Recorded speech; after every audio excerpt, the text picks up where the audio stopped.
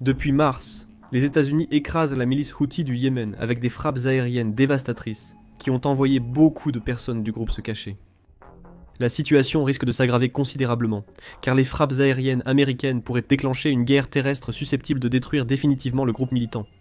La stratégie américaine commence à se dévoiler. Après que son blitz aérien a mis les Houthis en désarroi, les forces d'au sol se préparent à reprendre le territoire que le Yémen a perdu face aux Houthis il y a des années. Les militants sont en désarroi et leur chute pourrait être sur le point de venir aux mains des milices qui s'opposent aux idéaux des Houthis. En avril, le Wall Street Journal a dévoilé le plan de base des États-Unis. Il a affirmé que les milices sur le terrain au Yémen se préparent à lancer des offensives totales contre les Houthis, potentiellement avec le soutien américain.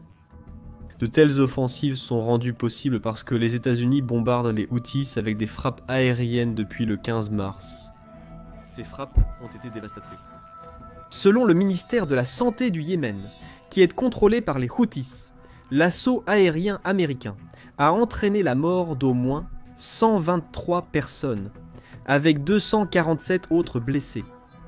Le ministère affirme que les États-Unis ont ciblé des civils avec leurs frappes, éliminant des familles entières dans le processus, en plus de détruire des sites militaires et de tuer des soldats. Cependant, certaines de ces affirmations doivent être prises avec des pincettes. Cette information provient directement des Houthis et ne contient aucun détail sur aucun des membres clés du groupe que les États-Unis ont tués. Les militants sont clairement aussi vagues que possible avec leurs chiffres, pour créer l'impression que les États-Unis bombardent des cibles civiles, plutôt que d'éliminer les membres de l'organisation. L'opposé semble être vrai. Aucune discussion sur une campagne terrestre ne pourrait avoir lieu si les frappes américaines ne faisaient pas mal aux Houthis. Cette opération terrestre est actuellement envisagée par plusieurs factions à l'intérieur du Yémen qui sentent une opportunité. Avec les Houthis affaiblis, ils croient avoir une chance de chasser le groupe d'au moins certaines parties de la côte de la mer Rouge, que les Houthis ont contrôlé pendant plus de 10 ans. Cela pourrait être un point de départ clé pour une révolution. Les Houthis ont contrôlé une grande partie du nord-ouest du Yémen pendant des années, y compris la capitale du pays, Sanaa. Cette ville abrite environ 70% de la population du Yémen, ce qui signifie que le contrôle de celle-ci revient essentiellement à contrôler tout le pays. Cependant, les Houthis ont principalement limité leur présence au nord-ouest du Yémen, qui est leur base de pouvoir, tout en utilisant leur influence pour exercer un contrôle sur le reste du pays. Une campagne terrestre est en cours de planification. Cela signifie-t-il que les États-Unis se préparent à envoyer des soldats au Yémen ? Non. Au lieu de cela, le Wall Street Journal indique que plusieurs entrepreneurs privés de sécurité américains travaillent déjà aux côtés des milices, alors qu'ils planifient leur soulèvement. Et ce n'est pas seulement les États-Unis qui s'impliquent. Ces milices sont également soutenues par les Émirats Arabes Unis ou les Émirats Arabes Unis, ce qui ne devrait pas être une surprise. Les Houthis ont ciblé les Émirats Arabes Unis avec des attaques de drones et de missiles à plusieurs reprises depuis qu'ils ont consolidé leur pouvoir au Yémen. Par exemple, 2022 a vu les Émirats Arabes Unis être frappés par plusieurs attaques. Ces attaques comprenaient une tentative de frappe de missiles balistiques le 24 janvier, les Émirats Arabes Unis ayant signalé qu'elles avaient détruit une paire de missiles tirés sur Abu Dhabi. Les Émirats Arabes Unis ont intercepté un autre missile Houthi le 31 janvier, ainsi que 3 drones sur un groupe de 4 en février. C'est les Émirats Arabes Unis qui ont évoqué la possibilité de soutenir une campagne terrestre contre les Houthis, selon le Wall Street Journal. Actuellement, les États-Unis sont prêts à soutenir ces plans, tant qu'ils sont exécutés par des forces locales et ne nécessitent aucune implication militaire directe des États-Unis. Cependant, une décision n'a pas encore été prise. Les États-Unis ne dirigent pas les discussions pour cette opération terrestre, laissant les Émirats Arabes Unis prendre les devants. Il est donc possible que les États-Unis ne soient pas du tout impliqués, au-delà de ce que font certains des entrepreneurs privés du pays. Le porte-parole du Conseil de sécurité nationale, Brian Hughes, n'a pas beaucoup éclairé la manière dont les États-Unis contribueront au plan. En fin de compte, la sécurité dans la mer Rouge est la responsabilité de nos partenaires dans la région, a-t-il affirmé. Et nous travaillons étroitement avec eux, pour garantir que la navigation dans ces voies navigables reste sûre et ouverte bien dans le futur. Il n'est pas question d'une campagne terrestre, mais cela n'a pas d'importance. Les milices du Yémen se préparent à frapper, ce qui conduit à une question évidente. Qui sont ces milices ? Le Wall Street Journal ne donne pas de détails précis. Cependant, Il est possible de spéculer sur la base des factions présentes au Yémen en ce moment, qui s'opposent aux Houthis et à leurs efforts pour contrôler le pays. L'Observatoire du conflit au Yémen indique qu'il existe plusieurs forces de résistance au Yémen, qui sont généralement des milices auto-organisées, qui ont été créées pour la première fois pour empêcher les Houthis de terminer leur avancée vers le sud, en 2014 et 2015.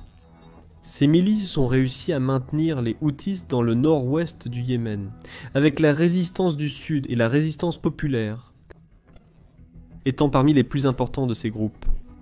Rien ne garantit qu'un groupe veuille restaurer les revendications du gouvernement yéménite déchu. Le Dol-e-Ka'el-CO sécessionniste républicain est un mouvement sécessionniste qui a également affronté le gouvernement internationalement reconnu du Yémen à plusieurs reprises. Ce qui en fait un joker potentiel s'ils sont appelés pour une opération au sol.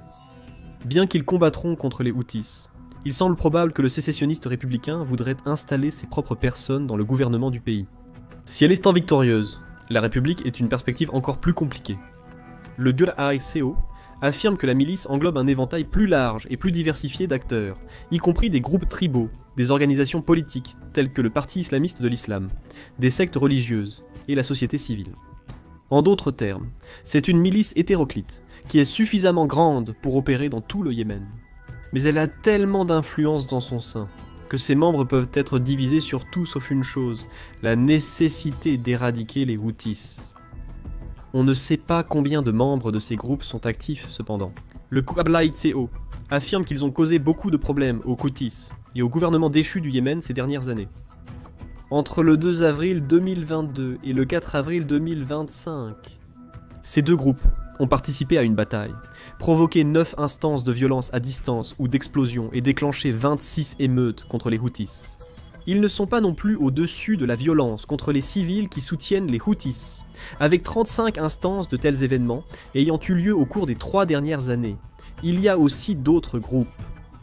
Ouattara note que les Émirats arabes unis ont passé plusieurs années à se tailler une influence stratégique au Yémen, en soutenant et même en militarisant des groupes pour s'opposer aux Houthis.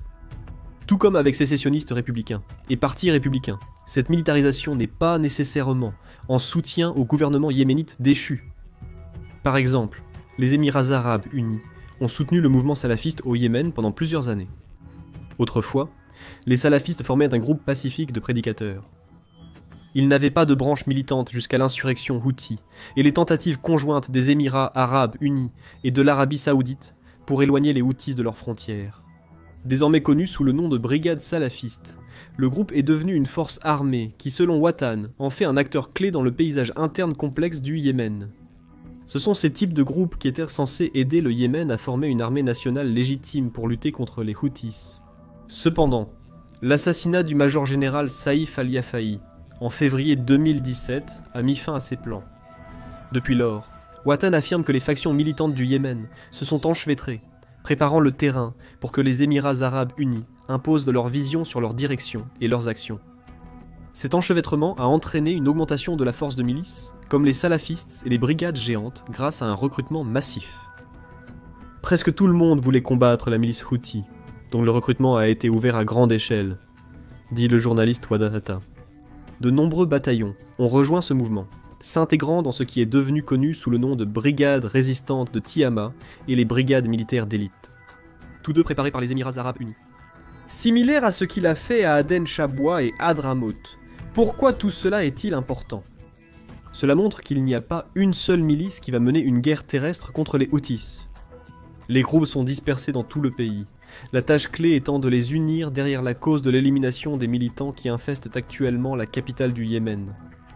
Les Émirats arabes unis ont l'intention de jouer le rôle de médiateur entre ces groupes, avec ou sans le soutien des États-Unis, leur permettant de s'organiser en une force de combat unique. Voici les détails du plan dans son état actuel. Le Wall Street Journal affirme que les milices dans le sud du Yémen vont se regrouper et déployer leurs forces le long de la côte de l'ouest du Yémen contrôlée par les Houthis. Leur objectif sera simple, s'emparer du port crucial de la mer Rouge, Hodeïda. La reprise de Hodeïda a déjà été tentée auparavant. Les Houthis contrôlent le port depuis 2015, qu'avec l'été de 2018.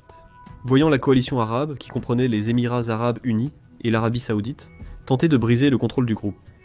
Les forces des deux pays ont été rejointes par des membres de plusieurs factions yéménites. tout comme ce qui est discuté en ce moment pour créer une force de combat d'environ 2000 personnes. Ils ont échoué, laissant le contrôle d'un port clé aux mains des Houthis. À l'époque, l'Organisation des Nations Unies a déclaré que le port de Hodeïda recevait environ 80% des importations du Yémen, dont la nourriture et l'aide destinée aux civils. Au moment où la coalition a lancé ses attaques, elle était devenue la seule source d'aide et de biens entrant au Yémen. Grâce à un blocus saoudien des frontières terrestres, maritimes et aériennes du Yémen, le port est vital pour la majorité de la population yéménite. Environ 66% de ses 28 millions d'habitants ont besoin de l'aide qui transite par Hodeïda et se répand dans le reste du pays pour survivre. Oh, et Hodeïda se trouve également être le port par lequel les Houthis reçoivent leurs armes et fournitures en provenance d'Iran. Les Houthis ont connu un tel succès au Yémen parce qu'ils sont soutenus par le gouvernement iranien. L'Iran prétend le contraire, mais il est clair pour la plupart des observateurs que l'Iran utilise les Houthis comme un proxy qui lui permet d'exercer son influence dans des territoires clés et de semer le chaos. Cela permet à l'Iran d'en profiter. Selon le Conseil des Relations étrangères, l'Iran a commencé à soutenir les Houthis en 2009 lorsque le groupe a lancé sa première guerre contre le gouvernement du Yémen. Ce soutien s'est intensifié en 2024, c'est ce que dit le CFR. Selon la majorité des experts, l'Iran a débuté l'envoi de missiles et roquettes au groupe militant. L'augmentation du soutien a été un tournant pour les Houthis, car elle leur a permis de capturer Sanaï et de résister à la coalition arabe, des tentatives conçues pour les expulser du territoire qu'ils occupaient. Le CFR dit que la relation entre l'Iran et les Houthis s'est étendue. L'Iran fournit au groupe des armes, comme mentionné précédemment, mais il offre également d'autres formes d'assistance à la sécurité, comme fournir des renseignements au groupe et dispenser une formation à ses militants. Des colis d'aide destinés aux Houthis arrivant régulièrement à Hodeïda. Par exemple, en janvier 2024, le navire intercepteur américain transportait des têtes de missiles, des pièces de drones et des missiles anti-chars dans le port. Il n'y a qu'un seul groupe qui recevrait ces armes, les Houthis. L'Iran n'aide pas les Houthis par bonté de cœur. En soutenant le groupe, l'Iran peut exercer une influence au Yémen, lui permettant de menacer l'Arabie Saoudite et les Émirats Arabes Unis. Cette influence croissante a été soulignée lorsque l'Iran a nommé Hassan Irlou, qui est un officier du corps des gardiens de la révolution islamique d'Iran, comme son ambassadeur à Sanaa. En 2020, ce n'était pas une ambassade pour le Yémen, c'était l'Iran qui a installé l'un de ses officiers militaires dans la capitale yéménite, contrôlée par les Houthis. En devenant un partenaire aussi actif des Houthis, l'Iran a réussi à causer des pertes de millions de dollars pour l'Arabie Saoudite et les Émirats Arabes Unis, à un coût minimal pour lui-même, selon le Conseil du Moyen-Orient sur les affaires mondiales. Il a également pu utiliser les Houthis pour soutenir son ambition géopolitique ailleurs, le plus évidemment en soutenant le groupe dans la réalisation d'attaques dans la mer Rouge, que les Houthis prétendent être des réponses à la guerre d'Israël contre le Hamas à Gaza. Hodeïda est la clé de ce soutien. En prenant la ville, les factions qui s'unissent actuellement au Yémen contrôleront tout ce qui entre dans le pays. Cela leur permettra de maintenir une ligne de vie essentielle pour de nombreux Yéménites. Cependant, cela signifie également que les factions pourraient couper les approvisionnements aux Houthis, les laissant avec des stocks de missiles et d'équipements en diminution. Prenez Hodeïda et vous vaincrez les Houthis, en supposant que l'opération terrestre dans la ville portuaire soit réussie. Le Wall Street Journal a déclaré que les milices unies se concentreraient ensuite sur le fait de repousser les Houthis, loin de la côte du Yémen, les isolant potentiellement dans une région plus petite du nord du Yémen. Cela pourrait permettre aux factions, avec le soutien des Émirats Arabes Unis, d'encercler les militants et de les éradiquer. Et tout cela a été rendu possible grâce aux frappes aériennes américaines au Yémen. Cependant, cela conduit à une question importante. Pourquoi cela se produit-il maintenant ? Une grande partie de la raison est que les Houthis sont plus faibles maintenant qu'ils ne l'ont été à aucun moment au cours de la dernière décennie, ou à peu près. La stratégie des États-Unis consistant à submerger le groupe de frappe aérienne pour décapiter la direction des Houthis semble fonctionner, bien qu'il n'y ait aucune confirmation du groupe lui-même. Le Long War Journal indique que les États-Unis auraient réussi à éliminer plus d'une centaine de Houthis de divers grades militaires entre le 15 mars et le 6 avril. D'autres frappes aériennes américaines ont probablement eu lieu les jours suivants, étant donné leur fréquence quotidienne au Yémen. Bien sûr, 100 pertes dans un groupe que l'on estime à 20 000 peuvent pas sembler signifier grand-chose. Toutefois, ce sont les cibles des frappes américaines qui importent. Ils incluent le colonel Abdul Nazir Al-Kamali, qui a été tué le 8 avril lors d'une frappe aérienne. Al-Kamali, chef du renseignement des Houthis, jouait un rôle clé dans l'organisation des forces terrestres et des attaques du groupe en mer Rouge. Sa perte, ainsi que celle du reste de son adjoint pour avoir prétendument divulgué des secrets aux États-Unis, place les Houthis dans un trou noir du renseignement. Les États-Unis affirment avoir tué le principal missileur des Houthis et plusieurs autres dirigeants du groupe. C'est le but de la stratégie de décapitation. En éliminant ces dirigeants Houthis, les États-Unis ont laissé les soldats de base du groupe en difficulté pour trouver une direction. Beaucoup se cachent, jusqu'à ce que les Houthis puissent formuler une réponse, en supposant qu'une réponse soit même possible. Une ouverture a été créée, contrairement à 2018, lorsque les factions opposées du Yémen ont échoué à reprendre Hodeïda face à une force Houthi à pleine capacité. Cette prochaine opération terrestre est menée à un moment où les Houthis sont en désarroi. C'est peut-être le moment idéal pour lancer une attaque. De plus, les factions peuvent se sentir pressées d'agir maintenant. Pourquoi les États-Unis cherchent une issue à leur campagne de frappe aérienne? C'est ce qu'affirme le Wall Street Journal, qui souligne que l'envoi d'un second porte-avions américain dans la mer Rouge a un objectif clé. Le pays souhaite porter les coups finaux à la direction Houthi via des frappes plus intenses, lui donnant ainsi un moyen de se retirer rapidement. Le journal rapporte que des discussions sur une opération terrestre sont en cours, car l'administration du président américain Donald Trump est désireuse de démontrer son engagement envers des campagnes limitées et d'éviter des guerres sans fin. Cela rejoint les propos de Brian Hughes sur le soutien des États-Unis envers les acteurs locaux. Dans la prochaine étape de l'assaut contre les Houthis, les États-Unis peuvent croire qu'ils ont fait tout le dommage qu'ils peuvent avec leurs frappes aériennes. Maintenant, il est temps de se retirer et de laisser les différentes milices qui attendaient une occasion de frapper les Houthis faire leur travail. Malheureusement pour les États-Unis, cela peut ne pas être aussi simple pour plusieurs raisons. D'une part, une opération au sol au Yémen risquait de raviver la guerre civile, qui a permis aux Houthis de prendre le pouvoir en premier lieu. On estime que cette guerre a causé plus de 377 000 morts, jusqu'en 2022. 60% de ces décès sont dus à un manque d'accès à la nourriture, à l'eau potable et aux soins de santé dans le pays. La guerre a également tué 11 000 enfants et pourrait être en partie responsable d'une énorme épidémie de choléra. Cela a affecté 2,5 millions de personnes depuis 2016. Il est inexact de dire que le Yémen est paisible en ce moment sous le règne des Houthis. Cependant, une nouvelle opération terrestre pour déloger le groupe, en plus des frappes aériennes américaines, pourrait aggraver la crise au Yémen. Cela pourrait entraîner la mort de milliers d'autres de ces civils. De plus, les États-Unis doivent considérer les mécanismes de toute l'opération. Il sait déjà que l'Arabie Saoudite ne participera à aucune sorte de coalition luttant contre les Houthis cette fois-ci. Des responsables du pays, que le Wall Street Journal qualifie de principal soutien du gouvernement yéménite, ont déjà dit aux responsables américains qu'ils ne voulaient pas s'impliquer. L'Arabie Saoudite a ses raisons. Comme les Émirats Arabes Unis, elle a été secouée par des attaques de missiles et de drones la première fois qu'elle a tenté d'intervenir au Yémen. Elle ne veut pas revivre cela. Cela signifie que les factions se préparant à affronter les Houthis ont perdu un allié clé, du moins en termes de soutien militaire direct. Les États-Unis doivent également considérer attentivement leur implication dans cette opération terrestre, du point de vue de leurs discussions en cours avec l'Iran concernant le programme d'armes nucléaires de ce dernier. Ces discussions étaient déjà difficiles à commencer, l'Iran ne voulant pas traiter directement avec les États-Unis.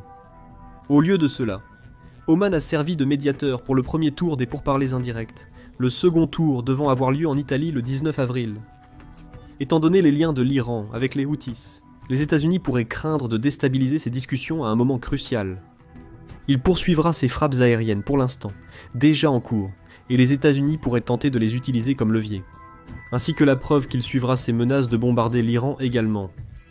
Cependant, s'impliquer directement dans une sorte de campagne terrestre contre les Houthis est une forme de guerre différente. Cela pourrait inciter l'Iran à développer une dissuasion nucléaire plutôt que de négocier. Enfin, il y a la grande question sans réponse à considérer. Si les milices qui se préparent à combattre les Houthis réussissent, qu'est-ce qui vient ensuite? Il apparaît que peu de ces milices soutiennent le gouvernement yéménite déchu. Certaines sont influencées par les Émirats Arabes Unis, tandis que d'autres ont leurs propres objectifs, ce qui pose le plus gros problème pour les Yéménites. Ces groupes pourraient nous unir pour vaincre les Houthis. Mais une fois l'ennemi commun vaincu, vont-ils s'affronter dans une nouvelle guerre civile pour le contrôle du Yémen? Seul le temps nous le dira. Dites-nous dans les commentaires ce que vous pensez de l'opération terrestre pour éliminer les Houthis. Quel sera le rôle des États-Unis? Les milices yéménites peuvent-elles s'unir face à une menace commune, malgré leurs différences? Et que signifiera tout cela pour le Yémen et l'Iran si les milices réussissent? Partagez vos opinions ci-dessous, et n'oubliez pas de vous abonner à The Military Show pour les dernières nouvelles sur la crise évolutive au Yémen. Nous sommes une source indépendante de nouvelles et d'informations sur les affaires militaires à travers le monde et nous apprécions grandement votre soutien.